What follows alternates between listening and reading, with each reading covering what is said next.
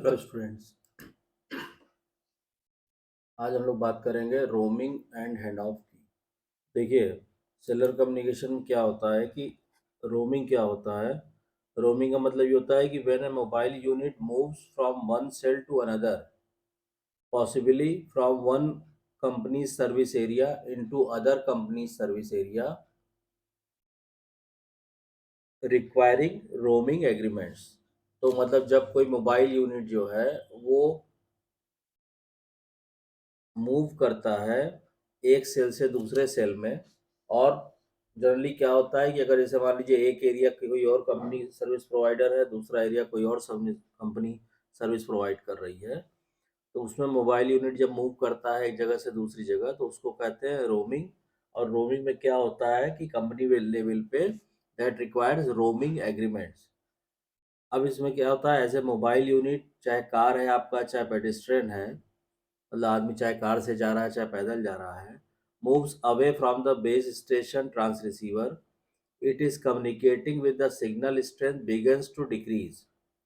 The output power of the mobile unit is controlled by the base station through the transmission of up oblique down commands, which depends on the signal strength the base station is currently receiving from the mobile unit.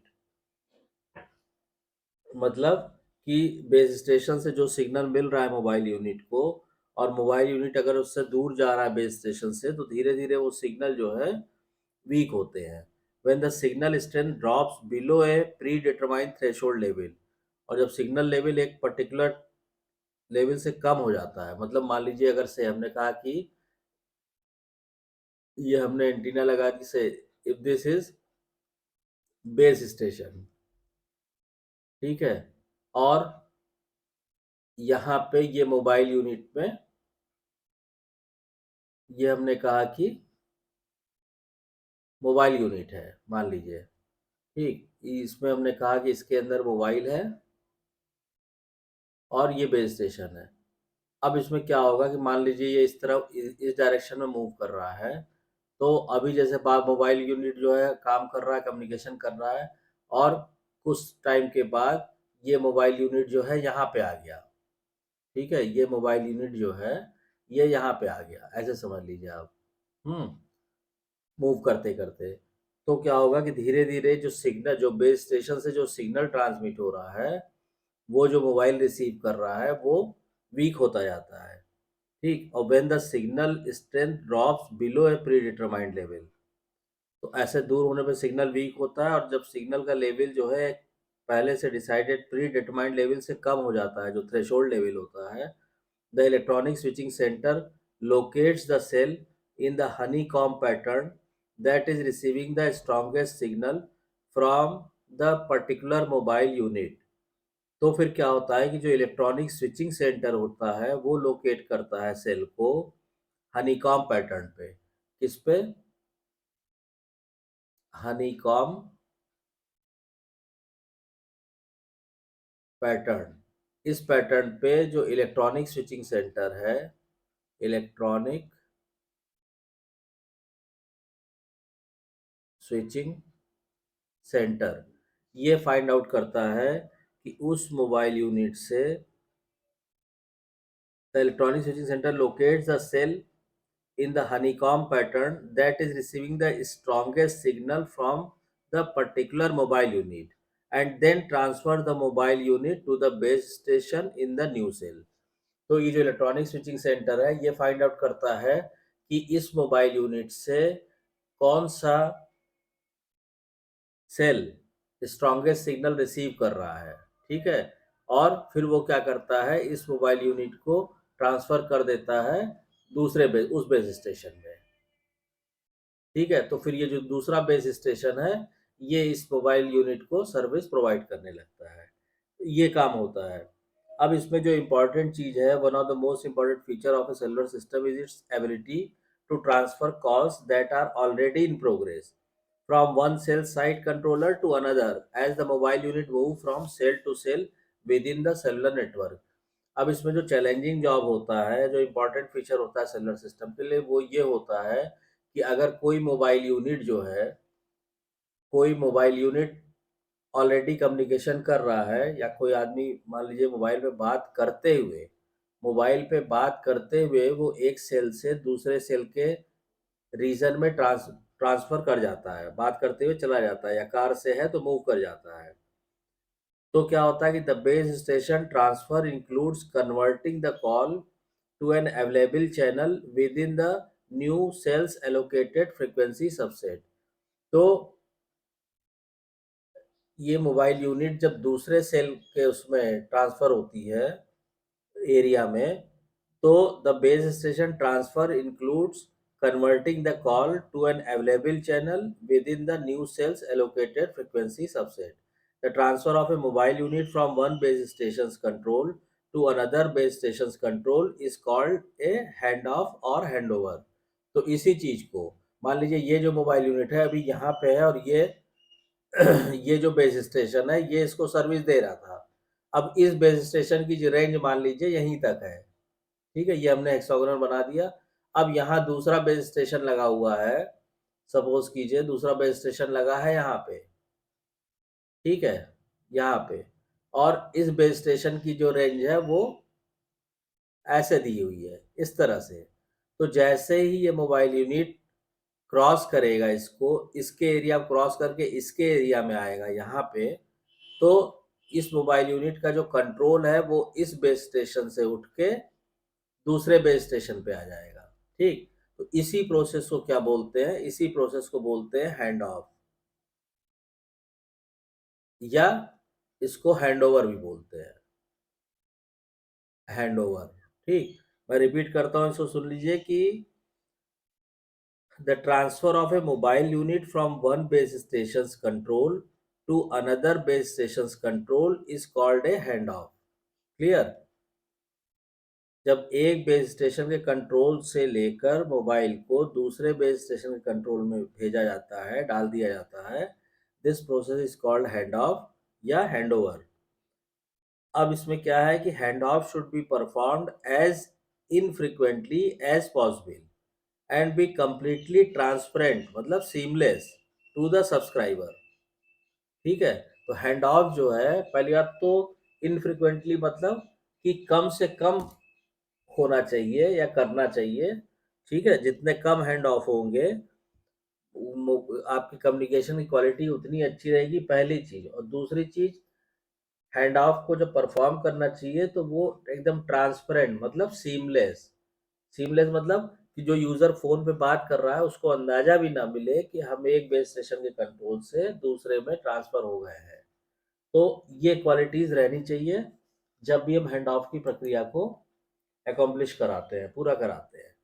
अब इसमें जो main चीज है hand of में वो ये है कि hand of consist of 4 stages, यानी हैंड ऑफ में 4 स्टेज होते हैं बेसिकली, स्टेप बाय स्टेप काम होता है। तो हैंड ऑफ में 4 स्टेज होते हैं। पहला क्या है, इनिशिएशन।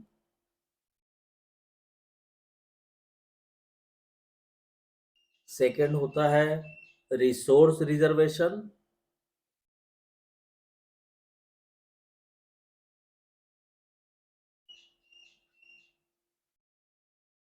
थर्ड क्या है, एग्जीक्यूशन। और फोर्थ है कंप्लीशन। तो इन 4 स्टेज में हैंड ऑफ की प्रक्रिया पूरी होती है। पहला क्या है, इनिशिएशन, फिर रिसोर्स रिजर्वेशन, फिर एग्जीक्यूशन, और तब जाके कंप्लीशन। ठीक है, अब इसमें ये प्रक्रिया कैसे पूरी होती है इसको आप समझ लीजिए कि a connection that is momentarily broken during the cell to cell transfer is called a hard hand off. अब मान लीजिए आप एक सेल से दूसरे सेल में ट्रांसफर हो किया जा रहा है मोबाइल यूनिट को, और उसमें कनेक्शन अगर टूट गया, ठीक है, मतलब मूवमेंटली ब्रोकन, तो इसको क्या कहते हैं, hard hand of. Hard hand of. A hard handoff is a break before make process. With a hard handoff, the mobile unit breaks its connection with one base station before establishing voice communication with a new base station. तो इसको बोलते हैं hard hand of. उसमें यानी hard hand of का मतलब हुआ break before make, before make, make मतलब कि इसमें पहले कनेक्शन ब्रेक होता है मोमेंटरली, उसके बाद फिर नया कनेक्शन एस्टेब्लिश होता है। Hard hand of generally occur when A mobile unit is pass between disjointed system with different frequency assignments, air interface characteristic और टेक्नोलॉजीज। तो हार्ड हैंड ऑफ की प्रक्रिया तब होती है जब मोबाइल यूनिट जो है डिसजॉइंट सेट ऑफ फ्रीक्वेंसी में मूव कर रहा है। ठीक है। उसके बाद क्या है कि a flawless handoff is called a soft handoff. तो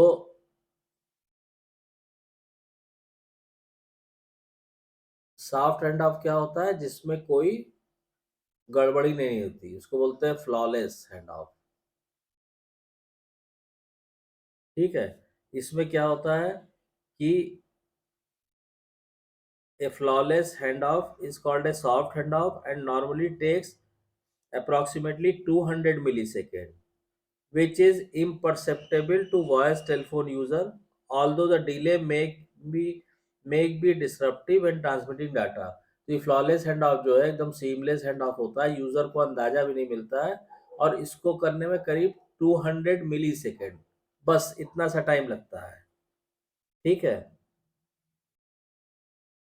सॉफ्ट हैंड ऑफ में क्या होता है कि a mobile unit establishes contact with a new base station before giving up its current radio channel by transmitting coded speech signals to two base stations simultaneously। मतलब इसमें क्या होता है कि पुराना कनेक्शन छोड़ने से पहले मोबाइल यूनिट क्या करता है, वो मैसेज देता है, वो रेडियो चैनल को छोड़ने से पहले वो कोडेड स्पीच ट्रांसमिट करता है दोनों बेस स्टेशन को साथ में। Both base station send their received signals to the MTSO. तो दोनों बेस स्टेशन जो है वो जो कोडेड स्पीच जो इसने ट्रांसमिट की है मोबाइल ने, वो किसको भेजते हैं, एमटीएसओ को। ठीक। और एमटीएसओ इसको एस्टिमेट करके which estimates the quality of two signals and determines when the transfer should occur. तो एमटीएसओ को भेजते हैं, एमटीएसओ दोनों की क्वालिटी देखता है सिग्नल की, और तब वो डिसाइड करता है कि कब हमें ट्रांसफर करना है इसको एक बेस स्टेशन के कंट्रोल से दूसरे में। A complementary process occurs in the opposite direction. A soft handoff requires that the two base stations operate synchronously with one another। तो सॉफ्ट हैंड ऑफ के लिए ये जरूरी है कि दोनों बेस स्टेशन एक दूसरे के साथ सिंक्रोनस या ये कहिए सिंक्रोनिज्म में काम करें, एकदम दोनों के फेस सेम हो। तो इस तरह से जो है ये हैंड ऑफ की प्रक्रिया पूरी होती है। तो आई होप कि आपको ये क्लियर हो गया होगा। अगर कोई डाउट या कंफ्यूजन है तो प्लीज़ कमेंट लाइन में कमेंट करके पूछिए, और अगर वीडियो कंटेंट पसंद आ रहा है तो वीडियो को शेयर कीजिए, लाइक कीजिए, चैनल को सब्सक्राइब कीजिए, और नोटिफिकेशन बेल को ज़रूर ऑन कर दीजिए ताकि नेक्स्ट वीडियो की इन्फॉर्मेशन आपको टाइम से मिल जाए। Thank you.